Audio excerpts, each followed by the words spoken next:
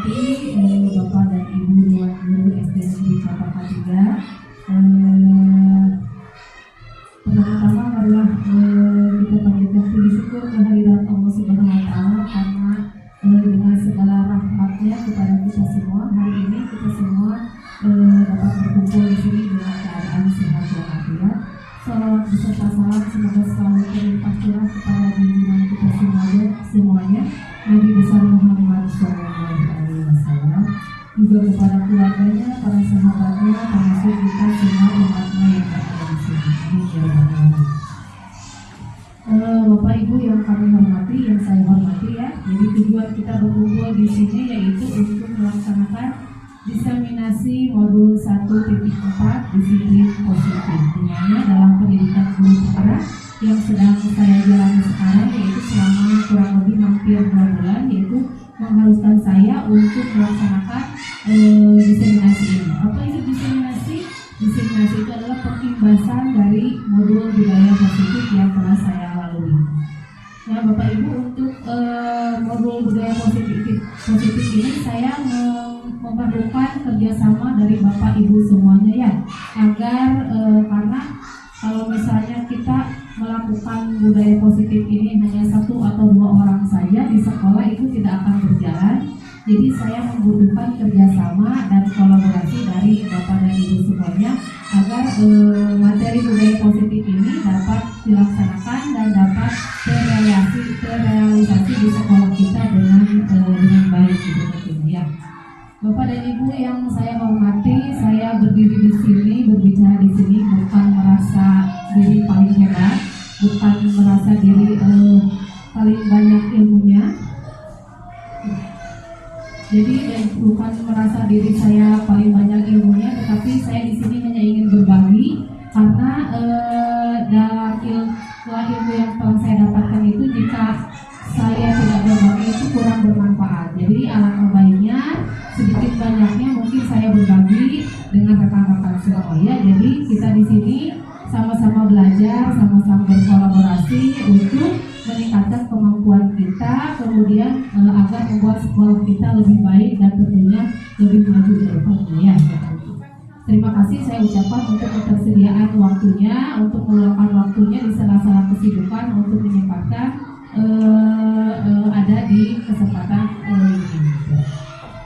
Baiklah Bapak Ibu, sekarang kita masuk saja langsung ke materi untuk diseminasi modul 1.4 disiplin positif. Budaya positif. Budaya positif ini seperti yang telah tertera di layar, yaitu budaya positif di sekolah yaitu nilai atau kebiasaan di sekolah yang berpihak pada murid agar mereka dapat berkembang menjadi pribadi yang kritis, penuh hormat dan bertanggung jawab sesuai dengan profil pelajar Pancasila. Nah, Bapak Ibu, saya mau tanya sama Bapak Ibu, adakah di sekolah kita itu apakah ada nilai-nilai yang mencerminkan budaya positif? Ada tidak? Ada. Contohnya apa? Kebiasaan, ya kebiasaan. Nah, kebiasaan religius ya atau sholat duha. Ada lagi selain itu? Budaya antri ketika masuk ke kelas, itu budaya positif ya. Ada lagi selain itu? Nah, ketika Bapak bertemu Bapak Ibu guru, salam dan sapa, itu kan budaya positif ya. Kemudian ketika kelas itu budaya positif. Kemudian ya tadi salam sapa senyum kepada guru itu budaya positif. Jadi banyak sekali kegiatan yang sudah siswa-siswi di sini laksanakan yang mencerminkan nilai atau budaya positif. Tujuannya itu apa, Bapak Ibu? Tujuan budaya positif di sekolah untuk apa?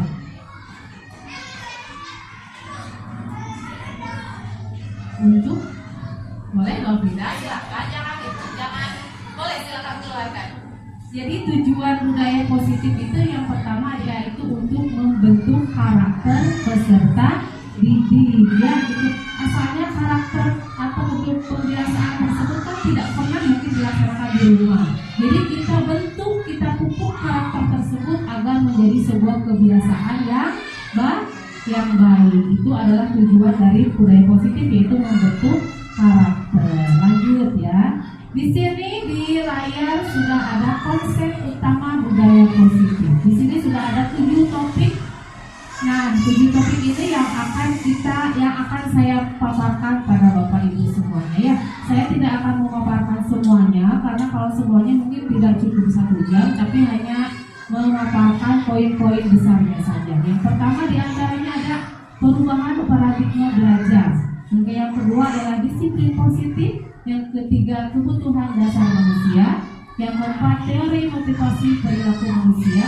Yang kelima restitusi posisi kontrol guru. Yang keenam keyakinan kelas. Dan yang terakhir adalah segitiga restitusi. Dari 7 topik ini Bapak Ibu apakah sudah sering mendengar? Pastinya ya, sering membaca, mungkin ada beberapa sekilas gitu suka membaca atau mendengar kata-kata yang ada di 7 topik ini. Kita akan bahas poin-poin besarnya saja satu persatu. Perubahan paradigma belajar. Dalam membangun budaya positif, sekolah dapat menyediakan lingkungan yang positif, aman, nyaman agar siswa mampu berpikir, bertindak, dan mencipta dengan merdeka, mandiri, dan bertanggung jawab. Bapak Ibu, apakah di sekolah kita ini termasuk sekolah yang strategis tidak? Strategis ya, nyaman tidak untuk anak belajar? Nyaman. Sudah ada kursi, semua sudah menempati kursi? Sudah. Ada mejanya? Ada. Lingkungannya nyaman tidak menurut kita? Nyaman ya? Jadi kalau sudah semuanya nyaman, lingkungan yang positif, kemudian lingkungannya nyaman, sekarang kita pengkondisian ke kelas. Sebelum pembelajaran dimulai, apakah Bapak Ibu suka bertanya kepada siswa apa yang kalian rasakan hari ini? Agar membangun mood siswa. Nah, saya percaya ya Bapak Ibu, ketika kita sebelum belajar itu kita bangun mood siswa terlebih dahulu. Apa yang kalian rasakan? Siapa yang sedang marah? Siapa yang sedang sedih? Siapa yang sedang kecewa? Kita tanya dulu satu-satu ya. Satu persatu. Setelah itu kita akan membangun mood siswa. Setelah mood siswanya terkumpul dengan baik, lalu saya percaya bahwa mood siswa yang baik tersebut dapat ketika kita menyampaikan pelajaran itu insya Allah akan mereka akan materi yang kita sampaikan itu akan mudah mereka terima dan mudah mereka cerna ya. Jadi setelah lingkungan yang nyaman, kemudian kita bangun mood siswa, kemudian muncullah terjadi perubahan paradigma belajar tersebut. Kemudian disiplin sangat berkaitan dengan kontrol guru terhadap siswa. Siapa yang mengontrol di kelas Bapak Ibu? Guru yang mengontrol di kelas. Setuju tidak? Setuju. Guru atau siswa yang mengontrol di kelas? Guru ya. Jadi yang mengontrol siswa adalah guru. Disiplin sangat berkaitan dengan kontrol guru terhadap siswa. Mereka percaya itu, insya Allah yakin sekali bahwa yang mengontrol mereka adalah di sekolah itu adalah guru ya. Nah, Bapak Ibu, terkait dengan perubahan paradigma belajar di sini ada sebuah permainan. Ada A dan B, ini seharusnya berhadapan-hadapan, tapi kita bayangkan saja ya. Yang menjadi A siapa, yang menjadi B siapa? Coba kalian Bapak Ibu, coba yang menjadi A itu coba menggenggam. Bayangkan dalam pikiran Bapak Ibu itu menggenggam sebuah apalah yang berharga, boleh itu emas, antam atau diamond atau apa gitu ya. Menggenggam sebuah benda yang sangat berharga. Boleh? Sudah ada di bayangan Bapak Ibu? Sudah ada, bayangkan. Kemudian yang B berusaha membuka. Yang B itu berusaha membuka dengan cara memberikan iming-iming. Yang memberikan iming-iming atau memberikan hadiah-hadiah menarik lainnya. Sudah ada bayangan Bapak Ibu? Sudah ada. Bagaimana sikap A? Apakah akan membuka atau tetap menutup? Apakah akan membuka atau tetap menutup? Bisa saja membuka tidak? Bisa saja membuka karena tertarik dengan hadiah, rayuan, iming-iming tadi ya, bisa saja membuka. Apakah bisa saja siswa itu menutup tangannya, tetap mengepal? Bisa saja tidak? Bisa saja, jadi dua kemungkinan, bisa membuka, bisa menutup. Apabila terbuka berarti siswa tersebut sudah memiliki kontrol dalam dirinya. Kontrol dalam diri, kontrol intrinsik itu sudah dia punya. Meskipun dengan hadiah atau iming-iming dia itu tidak mampu, tetap teguh pada pendiriannya. Apabila bisa membuka berarti kontrol dalam diri atau kontrol dari luar Bapak Ibu? dari luar, dari karena motivasi pengen hadiah tadi ya, pengen hadiah, iming-iming apapun itu. Jadi dia itu tidak punya pendiriannya kurang teguh ya. Jadi kontrol dalam dirinya itu tidak ada. Jadi dia itu kontrolnya terdapat dari luar. Itu motivasi ekstrinsik ya maksudnya. Nah, permainan tersebut kaitannya dengan kontrol diri. Jadi kita sehari-hari mengontrol murid, betul tidak Bapak Ibu? Ya, kita sendiri yang mengontrol murid. Padahal murid itu sebenarnya kadang-kadang tidak mau mungkin dikontrol, tapi suatu keharusan untuk kita menjadi sebuah kontrol bagi siswa sendiri. Gitu ya. Itu kaitannya dengan permainan. Oh, sekarang masih perubahan paradigma belajar. Poin pertama ada ilusi guru mengontrol murid. Itu tadi yang sudah kita sebagai ilusinya ya, contohnya menganggap itu adalah ilusinya mengontrol murid. Jadi murid itu beranggapan kepada kita bahwa guru itu yang menjadi kuasa di kelas. Kemudian poin yang kedua, ilusi bahwa semua penguatan positif dan itu bermanfaat. Kita selalu memberikan penguatan positif kepada siswa. Contoh, bagaimana contoh penguatan positif? Nah, belajar yang rajin agar kamu nanti nilainya bagus. Itu penguatan positif bukan? Ya, itu contoh. Itu kan penguatan positif. Padahal kalau siswa mungkin yang kompetensinya biasa-biasa aja belum tentu ya bagus gitu. Karena itu kan hanya penguatan positif, hanya refleks kita laksanakan. Itu perubahan paradigma menurut William Glasser. Itu ilusi bahwa semua penguatan positif dapat bermanfaat. Nah, ayo dong pelajar yang giat, nanti nilai matematika kamu akan bagus. Membacanya yang rajin supaya nanti kamu membacanya lebih cepat. Itu kan penguatan positif ya. Poin yang ketiga, ilusi bahwa kritik dan membuat orang merasa bersalah dapat menguatkan karakter. Kritik itu kepada siswa. Contoh, kamu ini gimana sih datang ke sekolah bukannya yang serius tapi dibawa main-main. Suka berkata seperti itu Bapak Ibu? Ya, saya sendiri mengakui saya sering berkata seperti itu. Datang ke sekolah bukannya yang serius tapi malah main-main. Itu kan penguatan kritik. Ilusi bahwa kritik membuat orang merasa bersalah. Jadi kurang Jadi kita itu sebagai guru menuntut siswa berbuat salah dulu. Padahal kita dapat menguatkan karakter tujuan kita gitu. Tapi merugikan si siswa itu sebenarnya. Jadi itu ilusi bahwa menurut perubahan paradigma menurut William Glasser seperti itu. Yang terakhir, ilusi bahwa orang dewasa memiliki hak untuk memaksa. Bapak Ibu pernah tidak menemukan kondisi atau mengalami kondisi ketika dua orang siswa sedang berantem terus kita paksa untuk berdamai? Pernah tidak mengalami situasi seperti itu? Pernah pasti ya. Pasti sini kamu sini ke depan kamu sekarang salaman. Kita suruh paksa untuk salaman padahal mereka itu belum beres Bapak Ibu ya, belum selesai. Kenapa harus memaksa untuk salaman? Jadi ilusi bahwa orang dewasa memiliki hak untuk memaksa. Jadi kita itu memaksa, guru itu memaksa gitu. Itu perubahan paradigma menurut William Glasser. Jadi contohnya seperti itu ya. Selanjutnya, apa makna disiplin?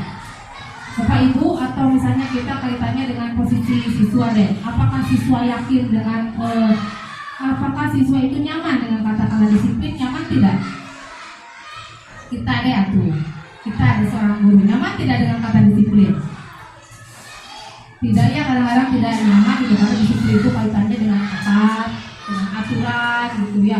Jadi apapun yang kita masuk ke suatu lingkungan yang disiplin, oh kita harus begini, kita masuk ke bank nih harus pakai masker, harus begini, itu kan kata-kata disiplin itu kadang-kadang tidak nyaman. Nah, siswa pun seperti itu.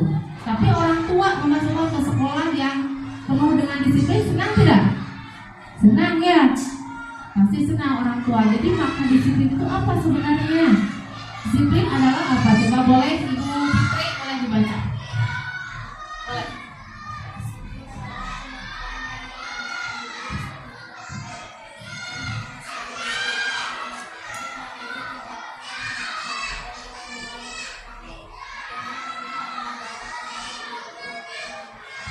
Itu adalah makna dari disiplin ya. Jadi makna dari disiplin itu adalah mengontrol dan menguasai diri gitu. Jadi kaitannya dengan lembaga mungkin itu adalah sebuah aturan, tapi sebenarnya makna disiplin itu adalah kontrol, self control pada diri sendiri, gitu ya.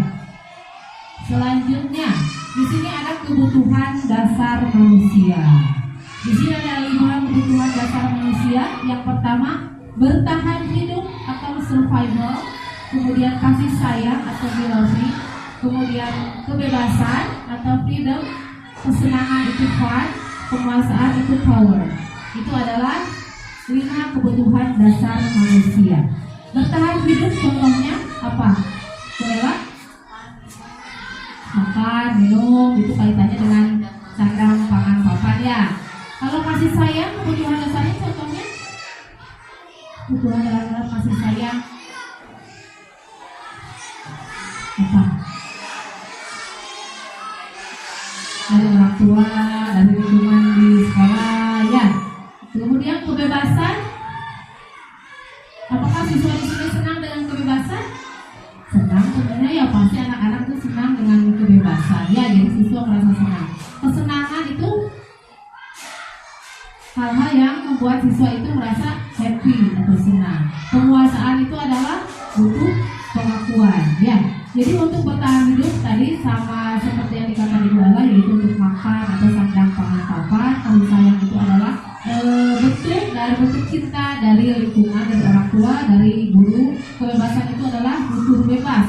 Siswa itu di kelas suka mengerjakan tugas itu sambil tiduran itu ya, sambil tiduran, sambil misalnya nyender. Biarkan mereka mengerjakan tugas apapun dengan caranya mereka, yang penting tujuannya akan tercapai. Kesenangan itu adalah siswa pasti merasa senang ketika jam istirahat, ketika kita memberikan keleluasaan. Penguasaan itu adalah butuh pengakuan atau power. Di sini ada kebutuhan dasar manusia. Ada sebuah kasus. Ibu Ria adalah guru kelas 6 di SDN Tanjung Permai, sedang bingung menghadapi salah satu murid di kelas bernama Agus. Beberapa anak telah datang dan mengeluhkan Agus yang sering meminta bekal makan siang mereka dengan paksa. Pertanyaannya, sudah terkonsep pertanyaannya? Jika Anda menghadapi situasi seperti Ibu Ria, apa yang Anda lakukan? Agusnya suka makan, makanannya minta punya anak nih. Jika Anda mengalami situasi seperti Ibu Ria, apa yang Anda lakukan? Boleh Bu Linda apa? Dipanggil dulu. Setelah dipanggil diapain? Diberikan pengertian. Menurut Anda kira-kira apa alasan Agus melakukannya? Nah, bagus sekali yang dijawab oleh Ibu Linda ya. Jika Anda menghadapi situasi seperti Ibu Ria, apa yang Anda lakukan? Jadi pertama-tama kita jangan menegurnya, tapi langsung dipanggil terlebih dahulu. Baru setelah itu, setelah Agus mengemukakan alasannya, kita akan mengetahui jawabannya. Nah, setelah Agus menjawab tadi ya, kaitannya dengan Agus tadi, baru akan kita tahu berarti Agus ini setelah mengetahui kita alasannya, Agus ini kebutuhan dasarnya itu apa yang kurang terpenuhi. Mungkin alasan dari Agus melakukan hal tersebut adalah lapar atau tidak makan. Ya, tidak makan dari rumah. Berarti kebutuhan dasar apa yang tidak terpenuhi? Yang tadi, yang bertahan hidup, yang tidak terpenuhi, apakah kita harus memenuhinya? Tidak, itu bukan kewajiban kita ya seorang guru, itu mah hanya orang tua yang berkewajiban untuk memenuhi kebutuhan hidupnya. Kemudian lapar tidak makan itu kebutuhan dasarnya, berarti bertahan hidupnya kurang terpenuhi. Yang kedua mungkin mencari perhatian. Kebutuhan dasar apa yang kurang terpenuhi? Kasih sayang. Kemudian alasannya mungkin merasa hebat, teman-teman merasa takut. Kebutuhan dasar apa itu? Penguasaan gitu ya. Oh, aku hebat nih, butuh pengakuan. Jadi kebutuhan dasar penguasaan. Selanjutnya bosan dengan bekal yang dibawa. Berarti itu freedom. Freedom itu kebebasan. Tapi aku tuh bosan dengan makan ini, tapi mamaku tuh selalu membawakan ini. Jadi dia mau meminta bekal dari orang lain. Hanya iseng atau bercanda, berarti dia butuh apa? Masih sayang, belonging, atau kebebasan atau freedom atau apa? Kesenangan atau fun. Nah, ini berarti kesenangannya yang kurang harus kita penuhi. Nah, itu adalah dari kasus Agus ya. Bapak Ibu, biar meningkatkan semangat, boleh tepuk semangat semuanya. Tepuk semangat. Ding ding ding. Dung dung dung. Dan ding ding ding, dung dung dung, aha aha ma, aha aha semangat. Tepuk tangan untuk bapak dan ibu guru hebat semuanya. Ya, kembali ke materi biar suasananya lebih hidup ya. Teori motivasi perilaku manusia. Jadi teori motivasi perilaku manusia ini kaitannya dengan kemarin, contoh yang baru deh, PAUS sudah ada obrolan. PAUS kemarin ditugaskan oleh Bapak KS untuk mengikuti pelatihan matematika ya, matematika di Sekolah. Apakah PAUS mengiyakan atau tidak? Mengiyakan. Apa alasan PAUS mengiyakan? Kadang-kadang harusnya sih ada di sini ya, tapi belum baca ya. Nah, apa alasan kira-kira apa alasan PAUS mengiyakan?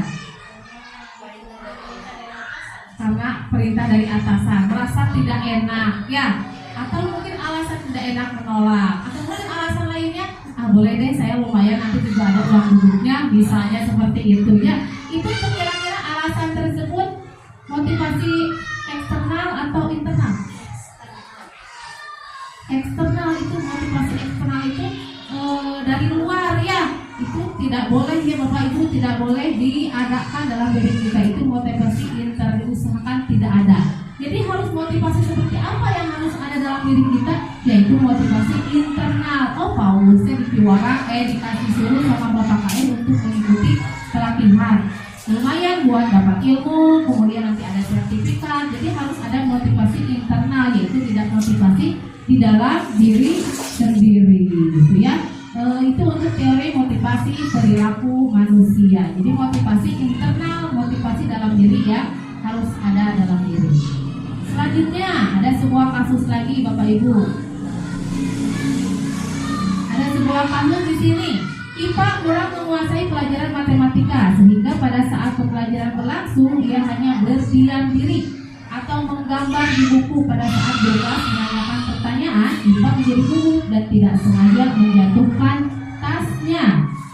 Dan IPA menjadi gagap, tidak bisa menjawab. Seluruh kelas pun tertawa melihat perlakuan IPA.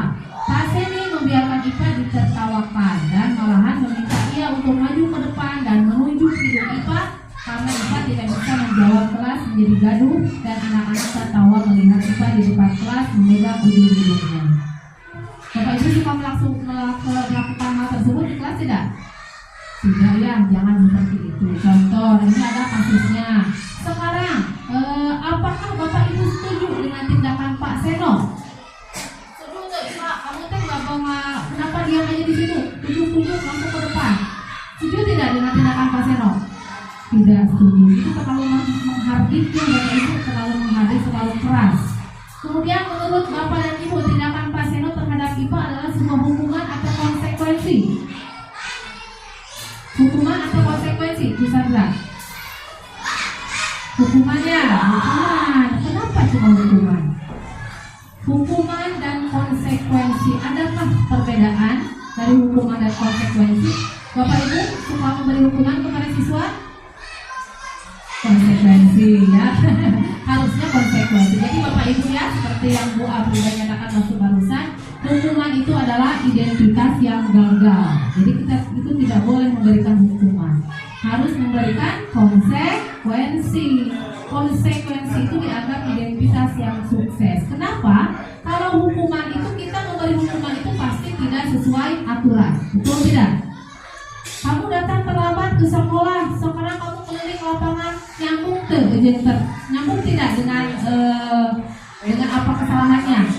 Tidak nyambung ya, udah amat terlambat, anak disuruh keliling lapangan, semakin terlambat gitu. Jadi kita memberi konsekuensi yang nyambung dengan kesalahan yang ia buat. Jadi konsekuensi itu dianggap identitas yang sukses karena berhubungan dengan kesalahan yang ia perbuat. Jadi ya, kurang-kurangi ya Bapak Ibu memberi hukuman kepada siswa. Jadi jangan hukuman tetapi konsekuensi. Meskipun dua-duanya tidak mengenakan bagi siswa, tapi setidaknya kalau konsekuensi itu berhubungan dengan kesalahan yang ia buat.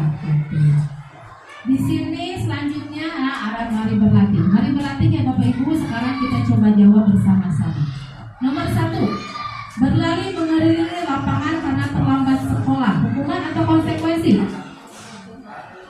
Hukuman. Nanti ada jawabannya terakhir. 2, membersihkan coretan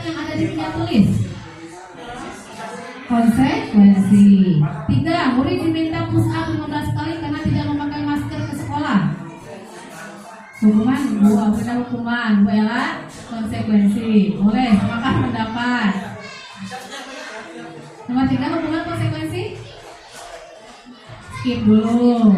Nomor 4, menggantikan kertas tugas temannya yang dia coret. Konsekuensi. 5, berdiri di depan kelas sambil mengangkat kaki satu karena tidak bisa menjawab pertanyaan. Hukuman. Kita samakan ya. Tadi saya sudah rekod beberapa jawaban Bapak Ibu, dan selanjutnya kita akan samakan. Nomor 1, berlari mengelilingi lapangan karena terlambat sekolah. Kita lihat jawabannya. Hukuman. Betul. Nomor 2, membersihkan coretan yang ada di meja tulis. Konsekuensi ternyata ya. Nomor 3, murid diminta push up 15 kali karena tidak memakai masker ke sekolah. Hukuman ya. Jadi harus nyambung. Menggantikan kertas tugas temannya yang dia coret. Konsekuensi. Berdiri di depan kelas sambil mengangkat kaki. Hukuman. Terima kasih Bapak Ibu. Tepuk tangan untuk Bapak Ibu guru hebat jawabannya ya. Betul semua. Berarti sudah paham nih gitu ya. Selanjutnya, posisi kontrol guru. Bapak Ibu, ini adalah materi budaya positif yang sangat saya suka karena ternyata begitu menyentil diri saya pribadi gitu ya, karena selama ini saya menjadi seorang guru ternyata salah, bukan seperti ini seharusnya ya. 5, posisi kontrol guru. Yang 1 adalah penghukum, yang kedua adalah pembuat rasa bersalah, yang ketiga adalah teman, kemudian pemantau dan manajer. Penghukum dan pembuat rasa bersalah ini adalah posisi kontrol guru dan identitas yang gagal. Jadi kita itu diusahakan tidak boleh menjadi seorang penghukum, tidak boleh menjadi seorang pembuat rasa bersalah. Ya, itu jadi terlalu, kalau penghukum itu kan terlalu menghardik siswa, nunjuk-nunjuk sambil melotot itu kan verbal dan inverbal itu kan tidak boleh ya gitu. Kemudian posisi kontrol yang seharusnya yang bagaimana yang harus kita terapkan pada siswa, yaitu diantaranya sebagai teman. Teman itu kita bisa sersan. Sersan itu apa? Serius tapi santai. Kita serius, kita berada di kelas, tapi kita setelah pembelajaran selesai kita bisa santai. Kita bisa memberitahu siswa dengan cara yang bersahabat. Pemantau itu seperti tegas, sifatnya itu tegas dan standar gitu. Itu posisi untuk pemantau. Untuk manajer, manajer ini adalah gabungan dari teman dan pemantau. Jadi ini adalah posisi yang paling sempurna, yaitu sebagai manajer. Jadi posisi kontrol guru adalah sebagai manajer adalah posisi yang paling sempurna gitu ya. Nah ini adalah penjelasannya, kita skip ya. Selanjutnya ke keyakinan kelas. Bapak Ibu sudah membuat keyakinan kelas di masing-masing kelas? Sudah, Bu Amina sudah, Bu Ella sudah? Sudah, Bu Rika sudah? Sudah, alhamdulillah ya. Keyakinan kelas semuanya sudah dibuat. Jadi keyakinan kelas itu adalah nilai-nilai kebajikan atau prinsip-prinsip universal yang disepakati bersama secara universal lebih dari perbedaan agama, suku, dan bahasa. Bu Sandra sudah membuat keyakinan kelas? Sudah ya, sudah ditempel ya, sudah sama-sama. Alhamdulillah semuanya ini Bapak dan Ibu guru hebat, administrasinya sudah lengkap semuanya. Jadi keyakinan kelas itu apa bedanya dengan peraturan Bapak Ibu? Bella, keyakinan kelas dengan peraturan beda tidak? Beda. Kalau peraturan kelas itu bagaimana? Dibuat antara guru dan murid. Kalau keyakinan kelas bersama-sama. Nah, saya di sini pertebal ya Bapak Ibu, sudah betul yang tepat yang dikatakan oleh Ibu Rika. Jadi bahwa keyakinan kelas itu adalah dibuat bersama dengan disepakati oleh guru dan siswa. Kalau peraturan itu hanya dibuat oleh satu orang saja. Contohnya di sekolah ini lembaga itu adalah sekolah lain-lainnya. Peraturan dibuat oleh kepala sekolah dan tidak menuntut persetujuan dari kita sebagai guru. Itu peraturan hanya dibuat oleh satu orang saja, satu pihak saja. Jadi mau tidak mau harus sepakat. Kalau keyakinan kelas itu dibuat dan disepakati secara bersama. bersama. Dan dalam keyakinan kelas ya Bapak Ibu tidak ada kalimat yang negatif. Contohnya kalimat negatif dilarang memakai sepatu ke kelas, jangan datang terlambat. Jadi kata dilarang yang jangannya itu ditiadakan. Jadi ubah jangan datang terlambat ke sekolah menjadi masuk ke kelas tiba pukul 7.15. Jadi diusahakan tidak ada kata dilarang dan jangan. Itu untuk keyakinan kelas. Selanjutnya ini adalah lingkaran budaya positif ya Bapak Ibu. Yang paling tengah itu yang warna pink itu adalah untuk peraturan kelas. Setelah kita buat peraturan kelas yang harus mau tidak mau siswa menyetujuinya, kemudian muncullah keyakinan kelas ya yang disepakati bersama. Setelah ada keyakinan kelas itu timbul tercipta lingkungan yang positif. Nah, setelah tercipta lingkungan yang positif, muncullah budaya positif. Nah, Bapak Ibu semuanya,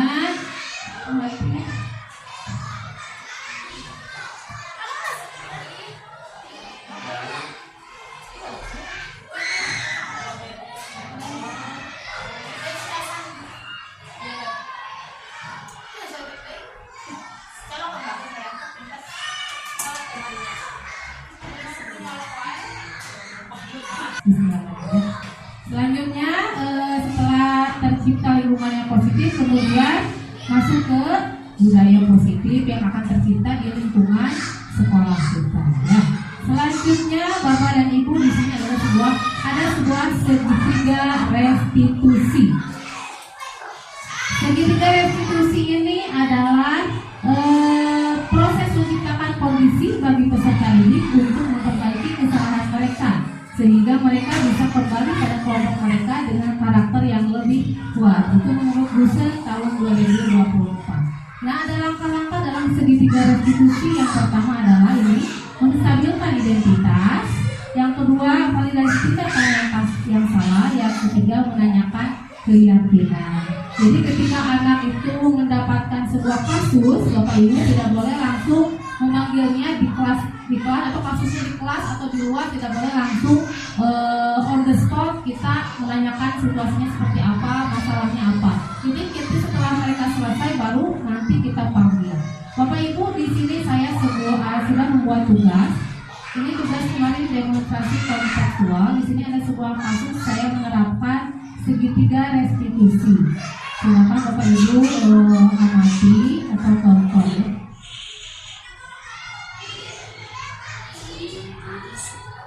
Skenario ini.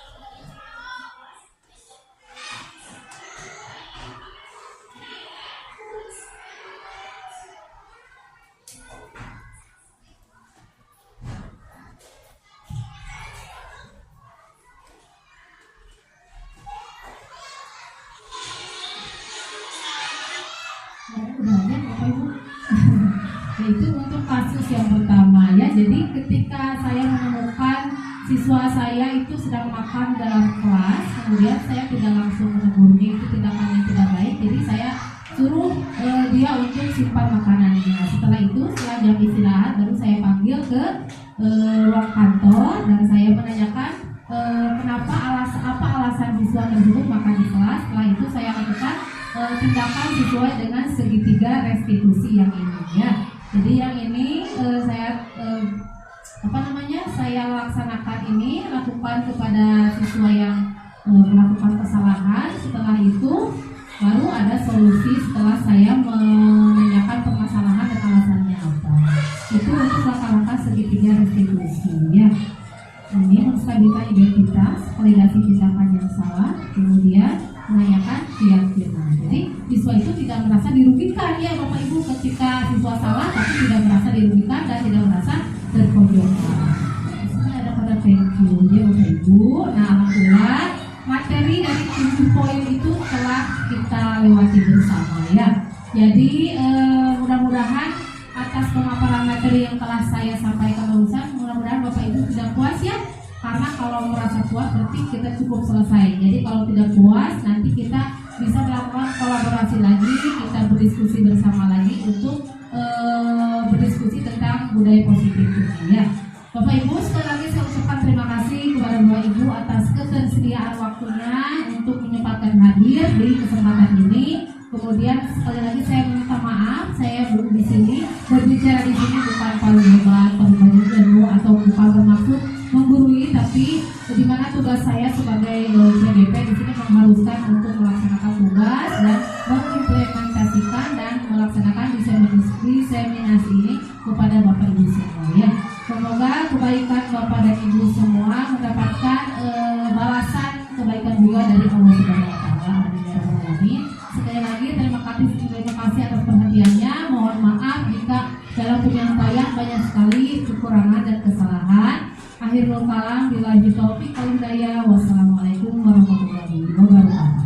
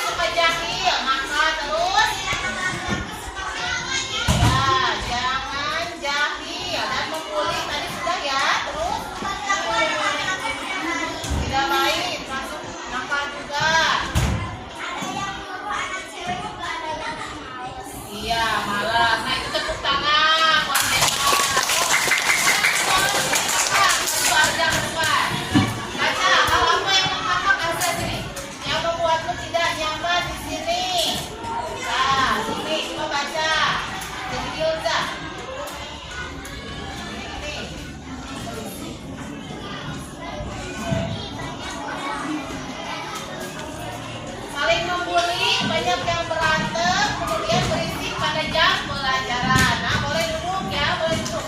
Saling membuli sudah ada, kemudian dua kelas berisik berantem, dan saya menang adalah banyak yang bertengkar. Nah, itu dia. Udah saya stop dulu.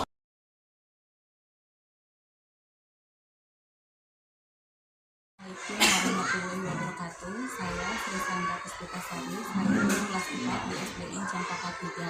Saya juga rekan guru dari Ibu Rini Riswati. Saya melihat setelah Ibu Rini Riswati mengikuti pendidikan guru penggerak ini, beliau telah menerapkan nilai-nilai positif di kelas, sehingga dampaknya kelas menjadi menyenangkan. Beliau juga telah menerapkan pembelajaran merdeka sehingga anak bebas mengeluarkan pendapatnya, dan beliau juga telah menerapkan pembelajaran profil Pancasila. Beliau juga telah menjelaskan kepada teman sejawatnya sehingga tentu itu bermanfaat bagi kita semua. Mungkin sekian dari saya. Wassalamualaikum warahmatullahi wabarakatuh.